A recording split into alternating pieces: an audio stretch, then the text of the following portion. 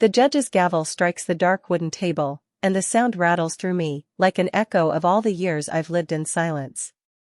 I am Eleanor Vance, 67 years old, sitting in this cold courtroom with my wrinkled hands clutching a yellow envelope I've guarded for 13 long years. My heart pounds so loudly I'm sure the whole room can hear it. Across from me sits my daughter, Valerie, elegant in her tailored suit, her red-haired lawyer pointing at me as if I were a criminal. Valerie's eyes burn with anger I can't understand, or maybe I understand it all too well. Beside her, attorney Mark Sullivan flips through his papers with the easy confidence of a man certain he holds the truth. Your Honor, Valerie begins, her voice trembling yet firm, my mother kept my children for 13 years without my consent. That's parental kidnapping. Kidnapping. The word slices through me, burying itself deep where I've stored every ache a mother can carry. I glance back. My 3 grandchildren, Arthur, 20, Emily, 18, Andrea, 16, sit in the third row, pale and lost, as if watching a film they can't quite follow. Judge Theodore Mason peers at me over his glasses, weary eyes softening. Mrs. Vance, what do you have to say to these accusations? My fingers tighten around the envelope. Inside lies the truth I've protected all these years, part treasure, part wound that never healed. Your Honor, I begin, my voice steady, I didn't kidnap anyone. I raised the children my daughter left on my doorstep. That's a lie. Valerie bursts out, standing. I never abandoned them. I was sick, I needed help. Her lawyer motions for calm. Your Honor, my client was hospitalized for severe postpartum depression. Mrs. Vance exploited that situation to keep the children and alienate them from their mother. Whispers ripple through the courtroom. Some heads nod, people already picking their side. But I know the truth. I lived it every single day. The early mornings, the fevers, the homework, the tears, and the hugs when they asked for a mother who never called. Mrs. Vance, the judge says more gently, I understand this has been difficult, but if the biological mother seeks custody. With all due respect, Your Honor, I interrupt, my voice firm now. There are things this court needs to know before any decision is made. I lift the yellow envelope high. Valerie's face drains of color. Inside this are documents that will change everything, I say. The judge leans forward. What kind of documents? Proof, I answer. Proof of what really happened 13 years ago, and why my daughter is here today. And it isn't out of love. Valerie trembles. Mom, please don't do this. Do what, sweetheart? Tell the truth? Her lawyer interjects, Your Honor, Mrs. Vance is simply trying to distract from the issue. The past doesn't change the fact that my client has legal rights. On the contrary, I say, locking eyes with Valerie. These papers explain exactly why we're here. Why, after 13 years of silence, no calls, no cards, not a single dollar for her children, she suddenly appears with a lawyer. The room goes still. The air feels heavy, like the moment before a storm breaks. I hear my heartbeat, the shuffle of nervous papers, and the uneven breaths of my grandchildren behind me. The judge's gaze narrows. Mrs. Vance, are you suggesting there are hidden motives behind this case? I'm not suggesting, Your Honor, I reply quietly. I'm stating it.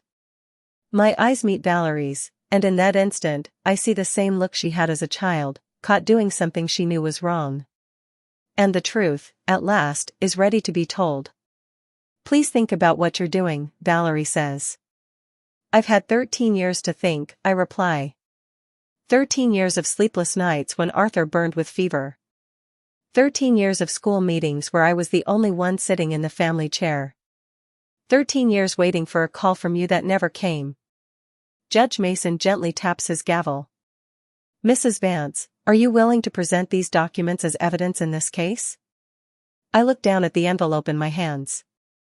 Inside are Valerie's old letters, the photos I saved, the receipts that tell a lifetime of truth, and something else. Something even my grandchildren don't know exists. Something that will change everything.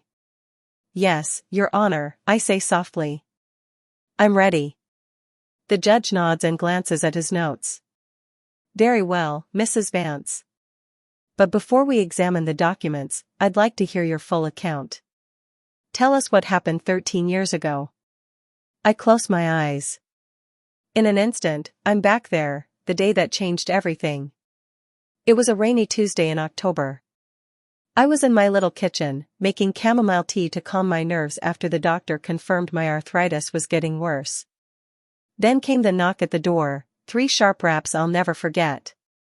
Valerie stood there, soaked from the rain, with 3 children clinging to her. Arthur was 7, Emily 5, and little Andrea barely 3. They were dirty, their clothes wrinkled, the younger ones crying from hunger. I glanced toward my grandchildren in the courtroom. Arthur gives me a faint, sorrowful smile. Emily's eyes glisten. Andrea, my sweet Andrea, wraps her arms around herself, the same way she did when she was scared as a little girl. My daughter came in like a storm, I continue. She carried a plastic bag stuffed with the children's clothes, nothing clean, just thrown together. She said, Mom, I need you to keep them for a while. Just a few weeks until I sort out my problems. Valerie lowers her gaze. Her lawyer whispers something, but she doesn't answer. She remembers. I know she does. I asked her what problems she meant, if she needed money, if something had happened with their father, but she just repeated she'd be back soon. She kissed each child quickly and left. The children ran to the window, crying, Mommy! Mommy! But by then, she was already gone, swallowed by the rain and the sound of the taxi pulling away. The courtroom falls silent. You could hear a pin drop. That night, I say quietly, Arthur asked when his mom would come back. I told him soon. Andrea cried for her teddy bear left at Valerie's house. Emily helped me make dinner with her tiny hands, as if she already knew it was now my job to keep everyone together. My voice cracks. The court officer hands me a glass of water, and I take a sip. Days passed. Then weeks. I didn't know where Valerie was living. She had moved. No phone, no address. The children asked about her every day. Arthur started wetting the bed. Emily went silent for nearly a month. Andrea's cough wouldn't stop. I see Valerie fidget, twisting the ring on her finger. I enrolled them in the neighborhood school, I continue. I needed their birth certificates. When I went to Valerie's old address, the neighbor said she'd left without paying 3 months' rent. The landlady gave me a box of her things, including the children's papers. Judge Mason looks up. Did you try reporting the situation to the authorities? Your Honor, I thought it was temporary, I say. Valerie had struggled before, but she always came back. What was I supposed to do, tell the police my daughter left her kids with me? That wasn't a crime. It was a mother asking her own mother for help. I pause, meeting Valerie's eyes. But months turned into years. Arthur turned 8 and asked to invite his mom to his birthday party. I told him we'd try to find her. Emily started 1st grade, and when the teacher asked about her parents, she pointed to me and said, That's my mom, Eleanor. Tears threaten, but I swallow them down. It isn't time to cry. It's time to remember. Expenses piled up, I continue. My pension barely covered me alone, and suddenly I was raising 3 children. I sold my jewelry. I cleaned houses on weekends. My neighbor, Mrs. Elma Jensen, helped by watching the little ones. The judge lifts his head. Any relation to me? She's my sister, Your Honor, I reply. And she can testify to everything we went through in those first years. Valerie and her lawyer exchange uneasy glances, they didn't see that coming.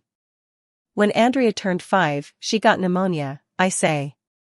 We had to hospitalize her. The doctors asked for insurance, parental authorization, papers I didn't have. That's when I decided to file for legal guardianship. I hired a lawyer with the few savings I had left, $800 I couldn't afford, but it was necessary. The lawyer tried to locate Valerie. We even published notices in the newspaper, as the law required. No one ever responded.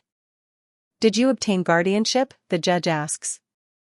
Yes, Your Honor, I answer. 10 years ago, this very court granted me legal guardianship of my 3 grandchildren. I have every document. For 3 years, the court required us to keep searching for their mother. She never called, never sent a letter, not a single dollar. Valerie suddenly stands. I was sick. I had depression. Her voice trembles, but so does mine, with truth that's waited too long to be heard. I couldn't take care of them in that state, Valerie cries. Please sit down, the judge orders firmly. Then he turns to me. Continue, Mrs. Vance. The children grew up with me, I begin softly. Arthur graduated high school with honors. Emily won poetry contests. Andrea learned guitar and started a band at school. I took them to therapy when they needed it, to every doctor's visit, every school play, every parent meeting. I was there for every birthday, every scraped knee, every little victory. I glance toward my grandchildren. Arthur nods through tears. I never lied to them about their mother, I continue. I told them she loved them, but couldn't care for them then. I showed them her pictures. I saved every drawing they made for her, hoping one day she'd come back. And they never had contact with her all these years? The judge asks. Not once, Your Honor. Until 2 months ago, when she showed up at my door with her lawyer and a custody demand. The judge leans forward. 2 months? And what changed after 13 years of silence? I allow myself a faint, tired smile. That answer, Your Honor, is in these documents. I raise the yellow envelope. Judge Theodore Mason extends his hand. Mrs. Vance, please approach and present the documents you mentioned. I stand slowly, my knees aching from arthritis, but my resolve steady. I walk toward the stand, clutching the envelope to my chest. Behind me, Valerie's nervous heels click against the wooden floor. Your Honor, her attorney says quickly, the defense requests to review any documents before they're admitted as evidence. Of course, the judge replies. Mrs. Vance, hand the documents to the clerk for review. I open the envelope carefully, like a chest of buried truth. My fingers tremble, not from fear, but from the weight of what's finally coming to light. Inside are photographs, handwritten letters, receipts, and a few folded papers, the heart of this story. Let's start with these, I say, pulling out a small bundle of photographs tied with a red ribbon. The clerk carries them to the judge, who studies each one. His expression shifts, growing solemn. Describe what we're seeing, Mrs. Vance, he says. The first shows Arthur, I reply. His clothes torn, dirty. You can see the holes in his shoes. The second is Emily, food stains on her face, her hair tangled. The third is Andrea, my baby, wearing a diaper that hadn't been changed in hours. Across the room, Valerie covers her face. Her lawyer whispers to her, but she shakes her head, tears spilling through her fingers. Your Honor, I continue quietly, I took those photos not to use against her, but because a nurse neighbor told me to document everything, for the children's sake. The judge passes the photos to Valerie's lawyer. He reviews them, then shows them to his client. Valerie squeezes her eyes shut, as if trying to erase the images from her mind. Now, I say, pulling out a second stack of papers, these are the letters Valerie wrote to me in the 6 months after she left the children. The judge examines the pages. These appear to be handwritten. Yes, Your Honor, I say. I'd know my daughter's handwriting anywhere. I look directly at Valerie. Tell the judge what you wrote, sweetheart. She stays silent. Her lawyer takes the letters and begins to read, his face changes as the words sink in. Your Honor, I say, my voice steady, in the first letter, written 3 weeks after she left, Valerie told me she'd met a man named Javier Dawson and was moving with him to another city. She asked me to care for the children a little longer because her new partner didn't want the burden of a family. The room goes still. You could hear a heartbeat echo. Valerie's shoulders shake. Silent tears streak her face.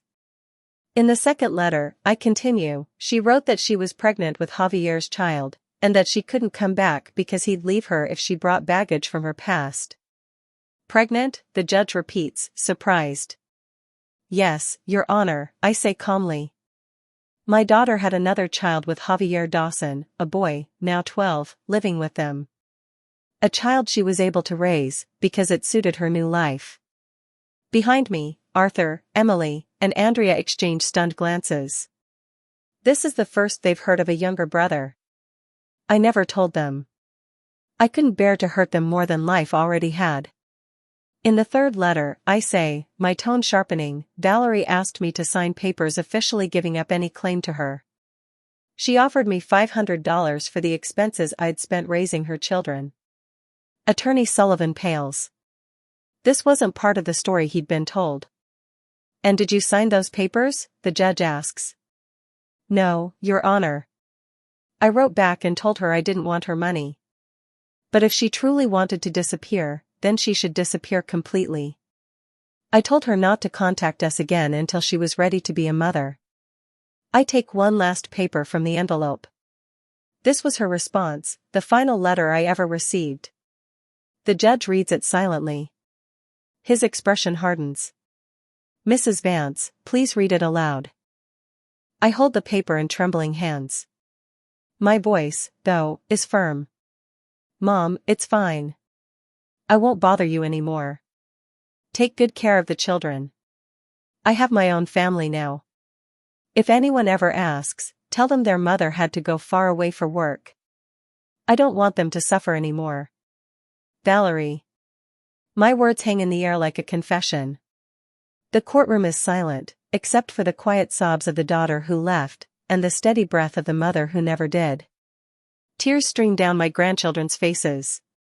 Arthur stands as if he wants to come to me, but Emily gently pulls him back, holding his arm. Your Honor, I say, slipping the letter back into the envelope. For 13 years, I respected her decision. I never searched for my daughter. I never tried to reach her. I simply raised her children, with love, and with what little I had, hoping one day she'd return for the right reasons. The judge leans forward. And why do you believe she's returned now, Mrs. Vance? A sad smile crosses my lips as I take out the final document. Because 3 months ago, my brother, Arthur Vance, Valerie's uncle, passed away in Texas. He had no children of his own. The judge's expression sharpens. And what does that have to do with this case? My brother left each of his grandchildren an inheritance, $50,000 each for Arthur, Emily, and Andrea. A sob escapes Valerie's lips, and her lawyer suddenly looks uncertain.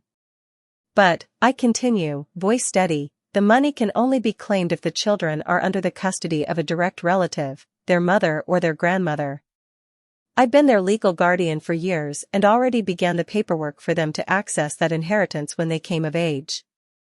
The judge studies me closely. Are you saying your daughter returned only for the inheritance? I lift another paper, a copy I fought hard to get. Your Honor, this is a report I ordered after Valerie suddenly appeared with legal threats.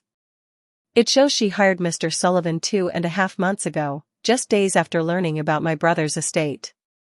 Her lawyer jumps up. Objection. That investigation is private. It's completely legal, I reply calmly. I had every right to protect my grandchildren. The judge's gavel cracks against the bench. Order. He looks at me, curiosity softening his tone.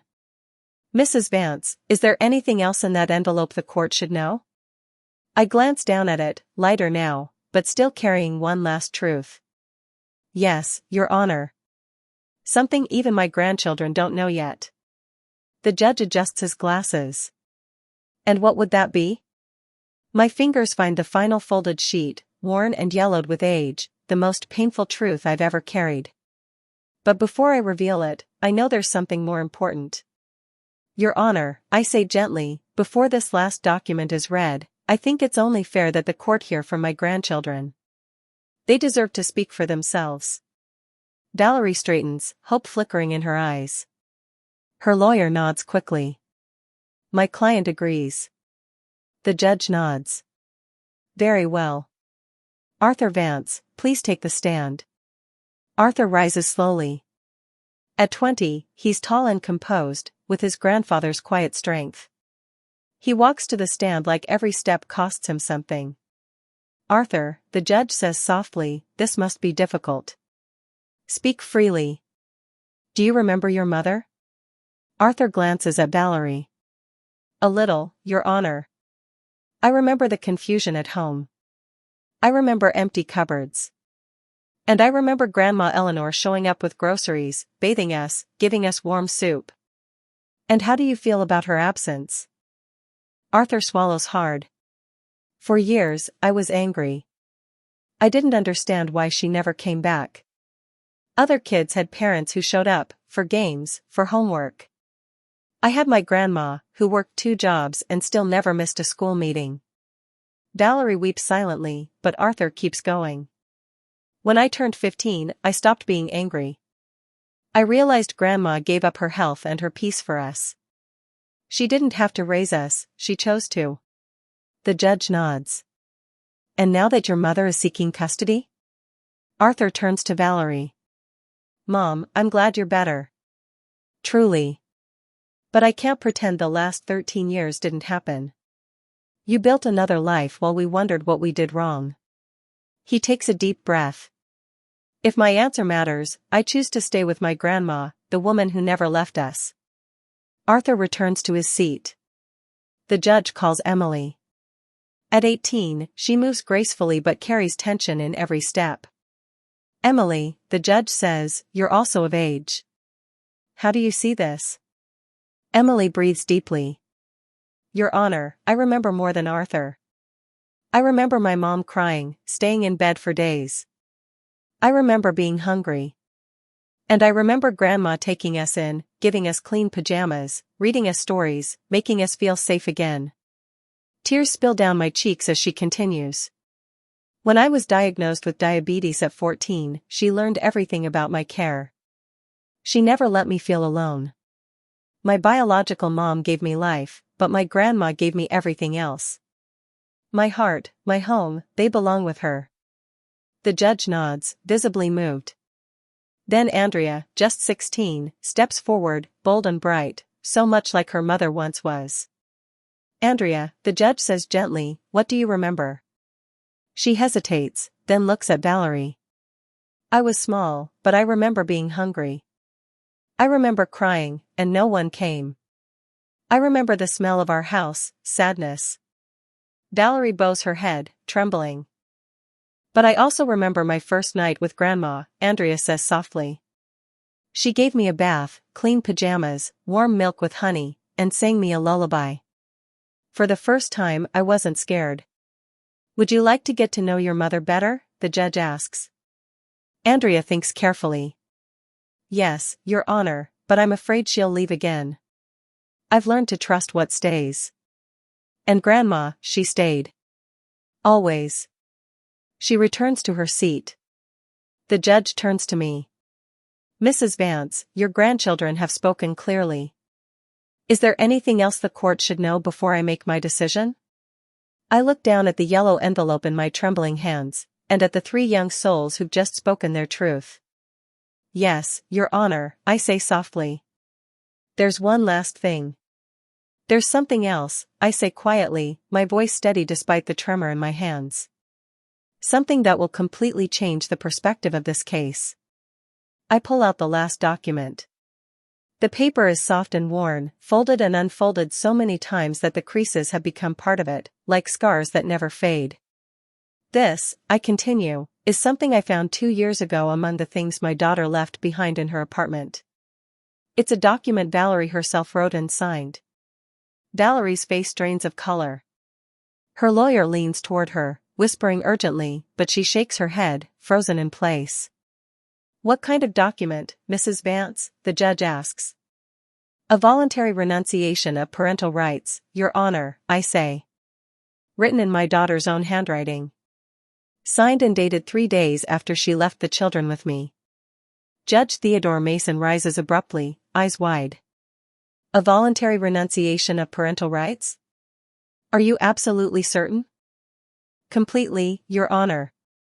I hand the document to the clerk. The landlady of Valerie's building gave this to me, along with photos and other personal papers my daughter abandoned. Valerie's body trembles. Her lawyer, pale as parchment, takes the paper and begins to read, his voice thin and hesitant. I, Valerie Vance, 26 years of age, hereby voluntarily relinquish all my rights as mother of Arthur Vance, age 7, Emily Vance, age 5, and Andrea Vance, age 3. I acknowledge that I do not have the emotional, economic, or psychological capacity to raise them adequately. The courtroom falls into utter silence, the kind that presses against your chest until breathing becomes difficult. My grandchildren exchange stunned glances, their faces pale and disbelieving. Continue, the judge says, his voice grave. I fully authorize my mother, Eleanor Vance, to make all legal, medical, and educational decisions regarding my children. I waive any right to visit, contact, or claim them in the future. This decision is definitive and irrevocable. Signed, Valerie Vance. Dated October 15, 2011. Valerie breaks into uncontrollable sobs. I was sick. I didn't know what I was writing. I wasn't in my right mind. The judge's gavel cracks sharply. Order in the court. Mrs. Vance, he asks, turning to me, do you have any witnesses to confirm that this document was written voluntarily by your daughter? Yes, Your Honor. Mrs. Paula Sterling, the landlady of Valerie's apartment building. She can testify that Valerie asked her for paper and a pen 3 days after leaving the children, saying she needed to write something important. Mrs. Sterling has confirmed that my daughter was calm, conscious, and coherent during that time. Valerie covers her face with both hands, sobbing harder. Her attorney whispers something urgent, but she doesn't respond. I take a steadying breath. And there's more, Your Honor. Something I only discovered 2 weeks ago, something that explains exactly why my daughter has returned now. The air in the courtroom tightens like a held breath. I hired a private investigator, I continue, not just to track her movements, but to understand her current situation. What we found was devastating. I open a small folder. Valerie and her partner, Javier Dawson, are in severe financial trouble. 6 months ago, Javier lost his job. 4 months ago, they were served an eviction notice. And 3 months ago, just after they learned of my brother's inheritance, they began custody proceedings. Valerie lifts her head, eyes red and pleading. Mom. Please, let me finish, daughter, I say softly, but firmly. The investigator also discovered that Valerie and Javier have been surviving on credit cards and loans. Their debt now exceeds $30,000. The judge flips through the documents, his face grave.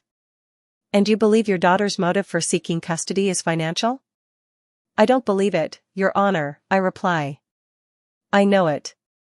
I meet Valerie's eyes, my own daughter, now a stranger to me.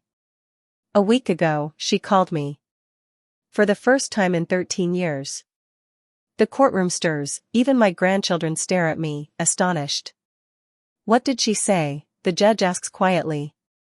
She said she'd matured, that she'd faced her demons, and wanted her children back. I asked her why now, after all these years? I pause, remembering the silence that followed. She said she wanted to give them a better life. I asked her if this had anything to do with my brother's inheritance.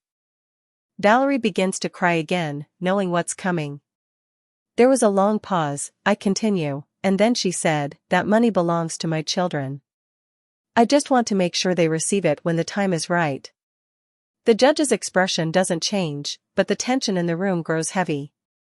I told her, I say, that the money was already in a trust fund under my guardianship, safe, and waiting for each child when they turned 21. I draw in a breath. That's when everything changed. Her tone. Her words. She told me that as their biological mother, she had more right than I did to manage that money. She said she'd already spoken to a lawyer, and that she could fight for custody. I closed my eyes for a moment before finishing. She told me that if I didn't hand over custody and control of the inheritance, she would accuse me of kidnapping. She said she had witnesses ready to testify that I'd alienated her children from her, and that a judge would always side with a mother over a grandmother. Arthur suddenly stands up, anger and heartbreak mixing in his voice. Grandma, why didn't you tell us she threatened you? I turned to him with a tired smile. Because, sweetheart, I didn't want you to worry. And because I knew the truth would come out, in its own time.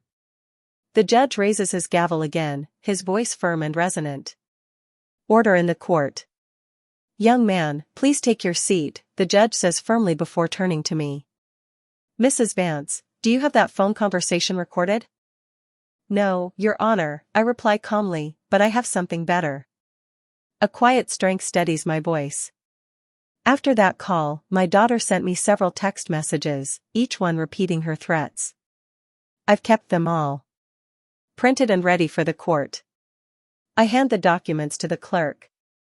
The judge reads in silence, his expression tightening with every line. Finally, he looks up. Please, read some of these messages aloud. I take the papers in my trembling hands and read clearly. Message from July 18th, Mom, think it over carefully. I'm the biological mother, and any judge will side with me. Don't make this harder than it has to be. I take a breath and continue. Message from July 20th, I've spoken to my lawyer. What you did could be considered parental kidnapping. You could go to jail. Then the last one, my voice firm and unshaken. Message from July 22nd, if you give me custody voluntarily, we can agree on the inheritance, 50-50. You keep half for taking care of them, and I keep half because I'm their mother. But if you force me to go to trial, I'll take everything. The judge places the pages on his desk, then fixes his gaze on Valerie. Mrs. Vance, do you confirm sending these messages? Valerie can only sob, unable to speak. Her lawyer lowers his head in defeat. Your Honor, I say quietly, this isn't about revenge. I'm not here to punish my daughter. I know she went through hard times. I know early motherhood and mental illness can twist your sense of direction. I understand that. I turn toward Valerie, my voice softer but steady. But what I cannot accept is this, after 13 years of silence, after signing away her rights as a mother, after building a new life and forgetting these children, she returns only now, when there's money on the table. The judge nods gravely. What are you asking from this court, Mrs. Vance? I ask that my permanent legal guardianship of my grandchildren be confirmed, I reply. That my daughter's custody petition be dismissed entirely, and that a restraining order be issued preventing her from approaching the children, unless, once they're grown, they choose to see her. Valerie suddenly cries out, You can't take my children away forever. I turn to her, my heart heavy but my words unwavering. Daughter, you gave them up 13 years ago. I'm not taking anything from you.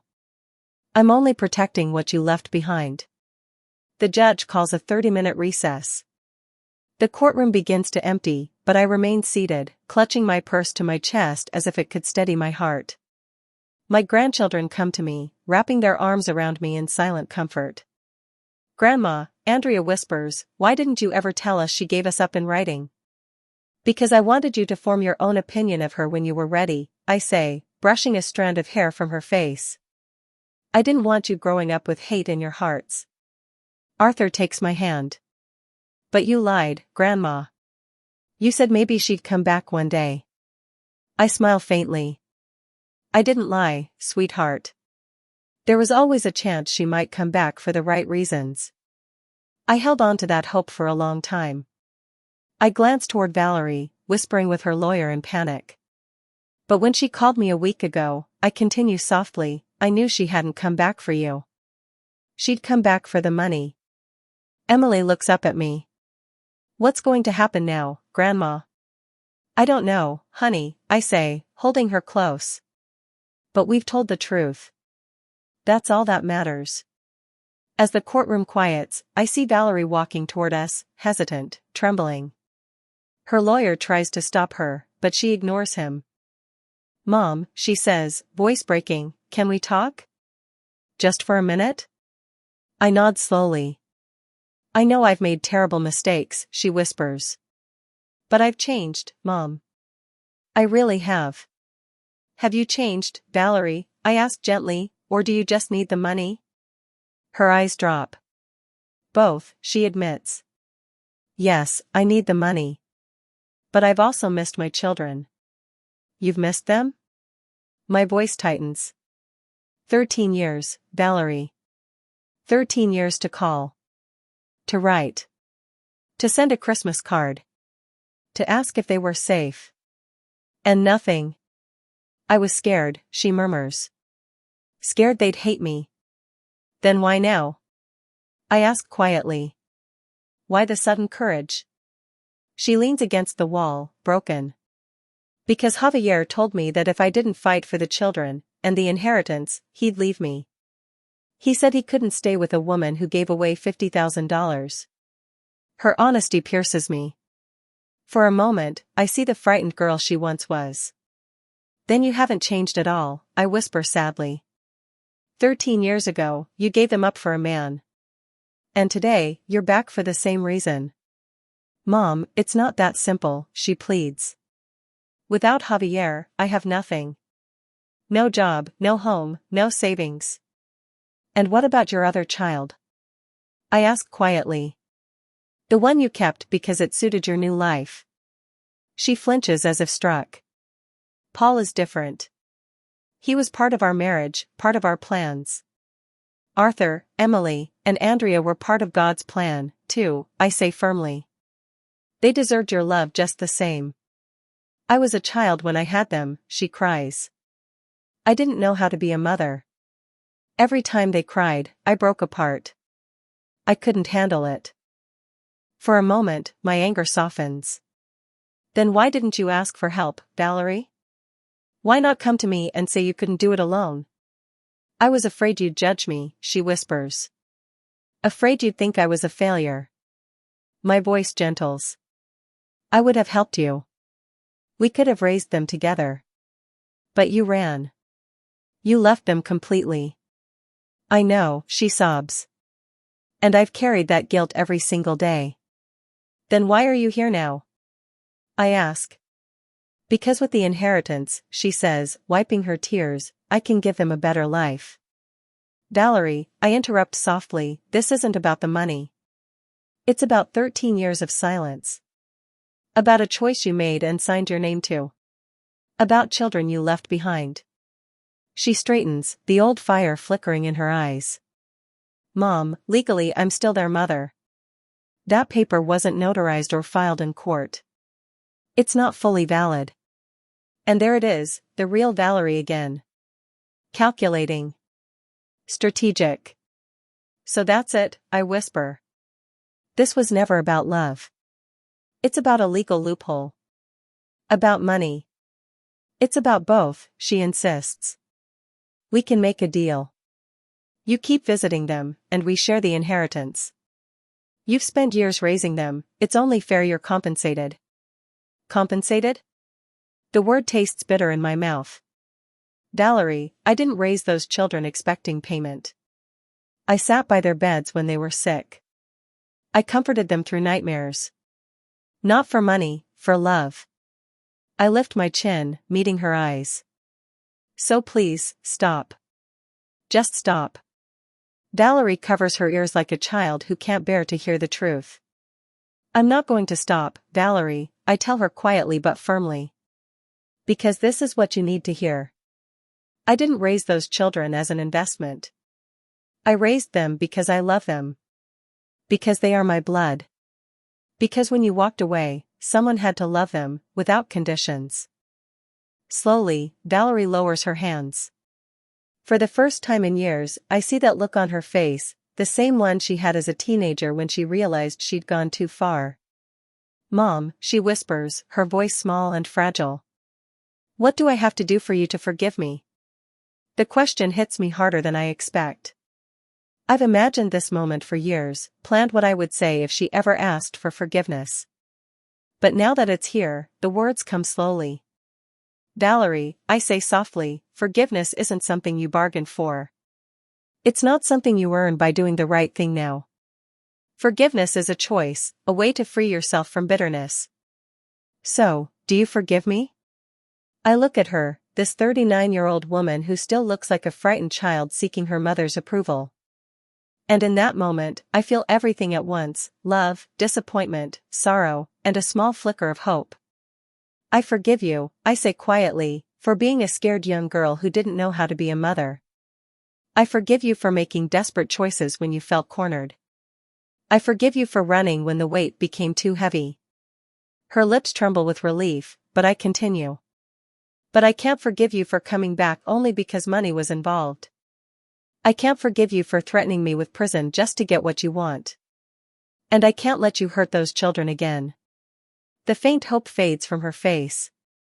So there's nothing I can do? She asks in a broken whisper.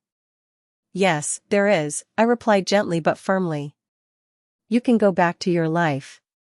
Work on yourself. Heal what's still broken.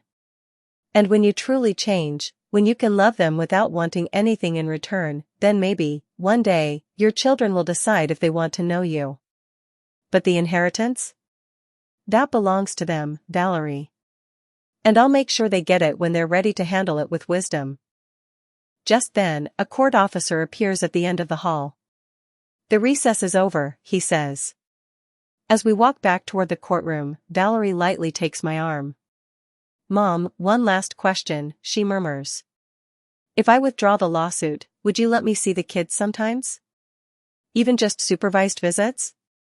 I stop and look her straight in the eyes. That's not my decision, Valerie. It's theirs.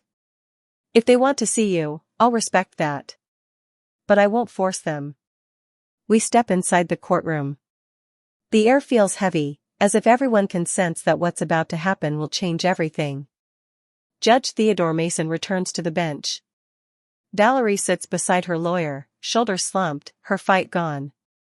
Ladies and gentlemen, the judge begins, his voice solemn. I've reviewed all the documents, and this case presents troubling issues that go far beyond a custody dispute.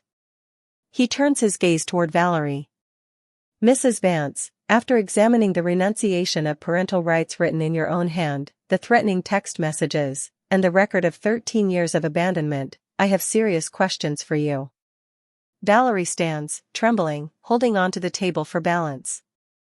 Do you confirm that you voluntarily wrote the renunciation of parental rights dated October 15, 2011? Your Honor, her lawyer interjects quickly, my client was suffering a severe mental health crisis. She cannot be held accountable for her actions at that time. Attorney Sullivan, the judge replies sternly, I've reviewed the medical evidence you submitted.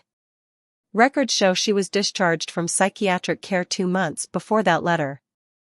Her doctor certified she was mentally stable and capable of sound judgment. Valerie's knees buckle, and her lawyer helps her sit. The judge continues.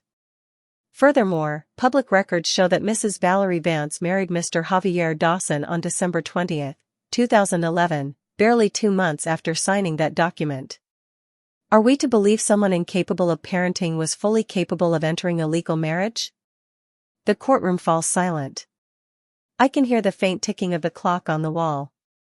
Your Honor, Valerie whispers, her voice cracking, I just wanted to start over. I thought it would be better for everyone. Better for everyone, the judge says evenly, or better for you? Valerie bursts into tears, unable to answer. Mrs. Vance, the judge continues, I've also reviewed the school records of your son, Paul, born in 2012.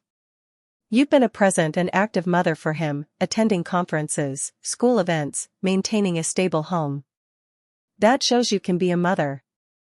You simply chose when, and with whom, it was convenient. Each word lands like a hammer against her hope. Valerie collapses in her chair, sobbing quietly. But most concerning of all, the judge says, holding up the printed messages, are these threats you sent to your mother. Accusing her falsely of kidnapping and using that threat for leverage is not only immoral, it's criminal extortion. Her lawyer shoots to his feet. Your Honor, I request a brief recess to discuss withdrawing the case. The judge shakes his head. Given the evidence, especially the extortion, I am legally obligated to refer this matter to the district attorney for possible criminal charges. Valerie's cry echoes through the courtroom. No. Please, I just wanted my children back. Mrs. Vance, the judge says firmly, you didn't want your children. You wanted their inheritance. The evidence makes that clear. The judge continues. Furthermore, public records show that Mrs. Valerie Vance married Mr. Javier Dawson on December 20, 2011, barely 2 months after signing that document. Are we to believe someone incapable of parenting was fully capable of entering a legal marriage? The courtroom falls silent. I can hear the faint ticking of the clock on the wall. Your Honor, Valerie whispers, her voice cracking, I just wanted to start over. I thought it would be better for everyone. Better for everyone, the judge says evenly, or better for you? Valerie bursts into tears, unable to answer. Mrs. Vance, the judge continues, I've also reviewed the school records of your son, Paul, born in 2012. You've been a present and active mother for him, attending conferences, school events, maintaining a stable home. That shows you can be a mother. You simply chose when, and with whom, it was convenient. Each word lands like a hammer against her hope. Valerie collapses in her chair, sobbing quietly. But most concerning of all, the judge says, holding up the printed messages, are these threats you sent to your mother. Accusing her falsely of kidnapping and using that threat for leverage is not only immoral, it's criminal extortion. Her lawyer shoots to his feet. Your Honor, I request a brief recess to discuss withdrawing the case. The judge shakes his head. Given the evidence, especially the extortion, I am legally obligated to refer this matter to the district attorney for possible criminal charges. Valerie's cry echoes through the courtroom. No.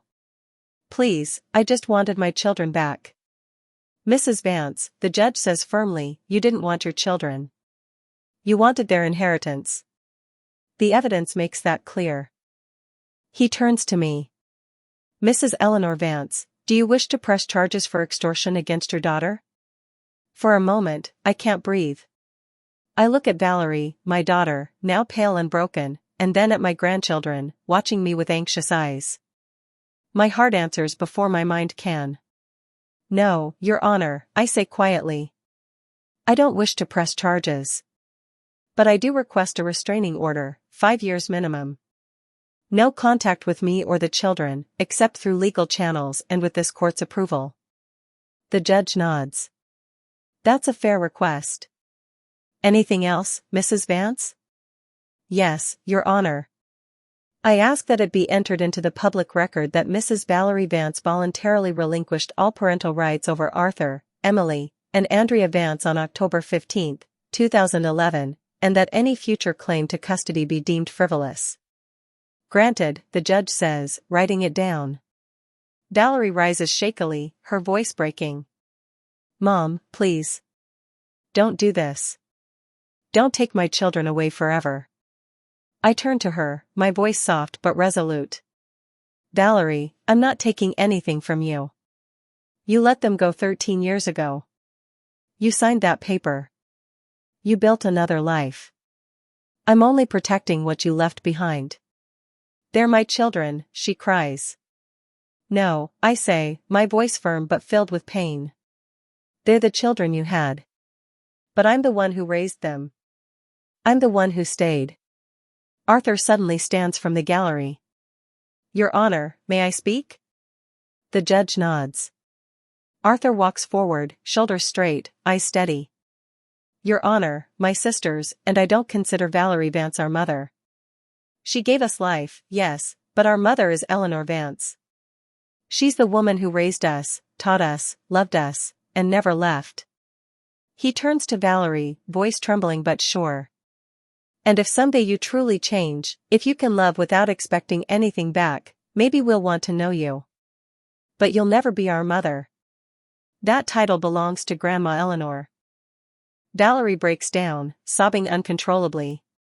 Arthur continues softly, and about the inheritance, when we're old enough to manage it, part of it will go to Grandma. Because she deserves it, for everything she sacrificed for us.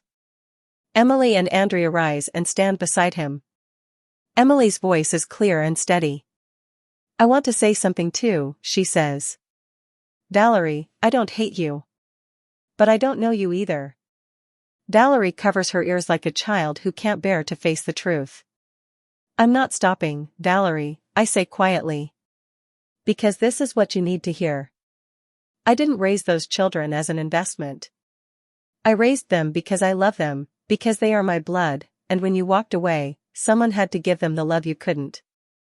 Slowly, she lowers her hands. There's a look on her face I haven't seen in years, the same look she had as a teenager when she finally realized she'd gone too far. Mom, she whispers, her voice trembling, what do I have to do for you to forgive me? The question stops me cold. For years, I'd imagined this moment, I'd rehearsed what I would say if she ever asked for forgiveness. But now that it's here, the words are harder to find than I expected. Valerie, I say softly, forgiveness isn't something you bargain for. It's not something you earn by doing the right things. Forgiveness is something you give when you're ready to let go of the pain. So, do you forgive me? I look at my daughter, a 39-year-old woman still reaching for her mother's approval, and I feel a mix of love, sorrow, and a quiet kind of exhaustion. I forgive you, I tell her, for being a frightened young woman who didn't know how to be a mother. I forgive you for the mistakes you made when you were desperate and alone. I forgive you for running when it all became too much. Her face lights with a fragile hope. But I continue. But I cannot forgive you for coming back only when money is involved. I cannot forgive you for threatening to send me to jail just to get what you want. And I cannot allow you to hurt those children again. The light fades from her face. So there's nothing I can do? She asks quietly. Yes, I say. You can go back to your life. You can work on yourself. When you've truly changed, when your love is real and free of conditions, maybe then your children will decide if they want to see you. But the inheritance belongs to them, Valerie. And I'll make sure they receive it when they're ready. A court officer steps into the hallway. The judge is ready, he says. As we walk back toward the courtroom, Valerie touches my arm gently. Mom, she whispers, if I withdraw the lawsuit, would you let me see the children sometimes, supervised? I stop and look straight into her eyes. That decision isn't mine, Valerie. It's theirs. If they choose to see you, I'll respect that. But I won't push them to do it. When we step back into the courtroom, I know the next few minutes will decide the future of our family. Judge Mason takes his seat again, and the air grows heavy. Valerie and her lawyer return to their table, but something in her has changed, her fight has drained away. Ladies and gentlemen, the judge begins, this case reveals matters far beyond a simple custody dispute. He looks directly at Valerie. Mrs. Vance, after reviewing your handwritten renunciation of parental rights, your threatening text messages, and 13 years of abandonment, I have serious concerns. Valerie stands, trembling.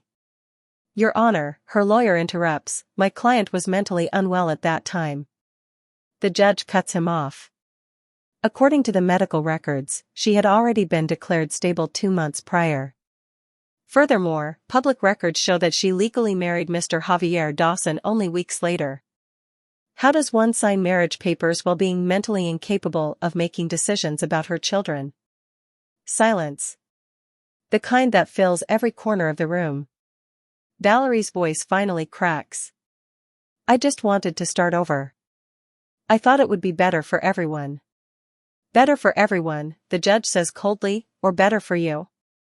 Tears fall down her face. The judge's voice softens but remains firm. You have proven capable of parenting, but only when it served your interests. And these threats you made to your mother? That is extortion, Mrs. Vance, a felony. Her lawyer rises in panic. Your Honor, may we request a recess? No, the judge replies sharply. This matter will be referred to the district attorney's office for review. Valerie sobs. Please. I just wanted my children back. The judge leans forward. No, Mrs. Vance. You wanted their inheritance. He turns to me. Mrs. Eleanor Vance, do you wish to file charges against your daughter? The question freezes my heart.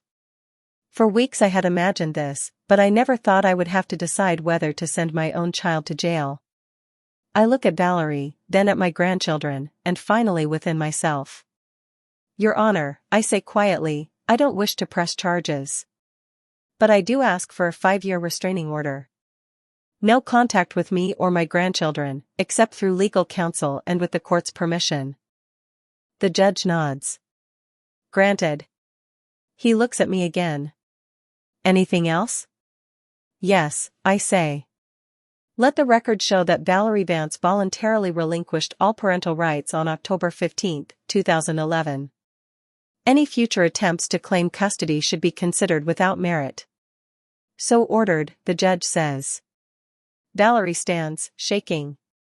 Mom, please, she pleads. Don't take my children away forever. I meet her eyes. I'm not taking anything, Valerie. You let them go 13 years ago. I'm only protecting what you abandoned. She cries harder. But they're my children. No, I say softly but firmly. They're the children you gave birth to. I'm the one who raised them. I'm the one who stayed. Arthur rises from the gallery. Your Honor, may I speak? He walks to the stand, steady and strong. Your Honor, my sisters and I want it on record that we don't see Valerie Vance as our mother. She gave us life, but Grandma Eleanor gave us love. She is our mother. He turns to Valerie. If you ever truly change, maybe one day we'll get to know you, as a person. But not as our mother. That title belongs to Grandma. Valerie sobs, but Arthur's voice doesn't waver. And when we're of age, we'll give Grandma part of the inheritance. She's the one who earned it. Emily and Andrea rise and stand beside him. Emily's voice is calm, clear. Valerie, I don't hate you. But I don't know you either. Andrea looks her mother in the eyes. If you'd come back for love, we could have started over. But you came back for money. And that tells us everything. I don't know, Andrea. It's a decision only you can make. When you're ready, I tell her honestly. And if I decide to meet her someday, would you be upset? No, my love. I would be proud of you for making your own decisions as a responsible adult. And if you decided never to meet her, I would be proud of that too. The choice is completely yours. That night, as I prepare dinner, I reflect on everything we've lived through. For years, I carried resentment toward Valerie, resentment for leaving me with a responsibility that wasn't mine, resentment for forgetting her children, resentment for coming back only for money. But now, I realize that resentment was a chain that tied both of us. When I let go of it, I freed myself. Sometimes, the truest love is the one that sets boundaries. Sometimes, protecting those you love means saying no to those you also love. And sometimes, justice isn't revenge, it's simply allowing the natural consequences of someone's decisions to play out while you choose love over resentment. Life moves forward, and I know that as long as I continue to guide and love my grandchildren, I am fulfilling the role that matters most, being their safe home, their protector, and the constant, unwavering presence they deserve. Has she asked about the children? No. In fact, they told her you had visited her. And she replied that her mom had already done enough for her, that now it was her turn to prove she could change without help. I feel strangely proud of my daughter for the first time in years. That afternoon, Andrea comes home from school with a thoughtful expression. Grandma, can I ask you something? Always, my love. Do you think I'll ever want to acknowledge my biological mom? The question doesn't surprise me. I knew this moment would eventually come. I don't know, Andrea. It's a decision only you can make when you're ready. Would you be upset if someday I decided to meet her? No, my love. I would be proud of you for making your own decisions as a responsible adult. And if I decided never to meet her, I would be proud of that, too. The decision is completely yours. That night, as I prepare dinner, I reflect on everything we've lived through. For years, I held resentment towards Valerie.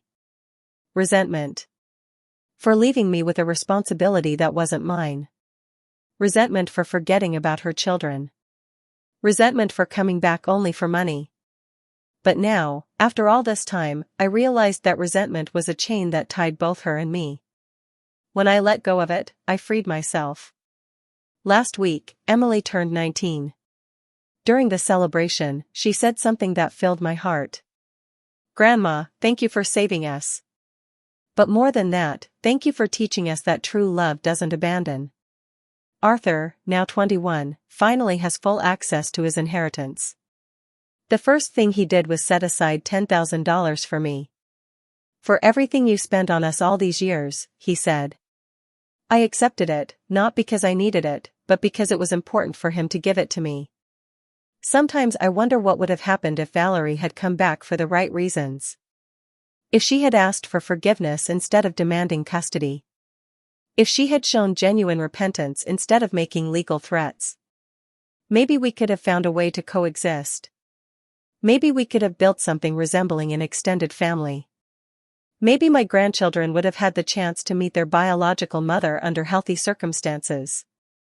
But life isn't about maybe. It's about the decisions we make with the information we have in the moment. And I had it. I chose to protect 3 abandoned children. I chose to love them unconditionally when their own mother couldn't. I chose to sacrifice my peace of mind and my resources to give them stability. And when the time came to defend them, I fought with all my strength. I regret none of those decisions. Today, as I watch Andrea practice guitar, Emily study for her college exams, and Arthur plan his professional future, I know I made the right choices. They are responsible, empathetic, hardworking adults. They are good people who contribute positively to the world. They are living proof that unconditional love and firm boundaries can coexist. Sometimes people ask me if I hate Valerie for what she did. The answer is no. I don't hate her, but I don't excuse her either. I understand she was young when she had her children. I understand that motherhood can be overwhelming.